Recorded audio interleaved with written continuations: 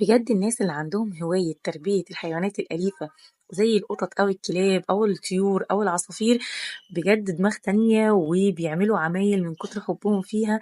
أنا ما كنتش أتخيل إن هم ممكن يوصلوا لكده. دي سيدة عندها كلاب، وزي ما احنا شايفين كده بنانيت، بتقدم لهم، عاملة لهم أوضة نايمين في الأوضة، تكييف شغال، يصحوا يتعمل الفطار، سناكس من تحت زي ما احنا شايفين كده لازم يحلوا، وبروتين بقى وخضار وكل اللي نتخيله. يعني لو أنا عندي بيبيهات صغيرة مش هحط لهم كمية الأكل كده وأرتبها لهم بالمنظر ده. ده رفق بيهم وحب ليهم، وهم بيلاقوا متعتهم في كده بجد.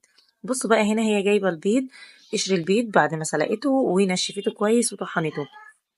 ما كنتش فاهمة الخطوة دي، بس عرفت ان ال البيض او قشر البيض فيه كمية كالسيوم رهيبة، وان في دكاترة في بعض العلاجات للأدوية او لبعض الأمراض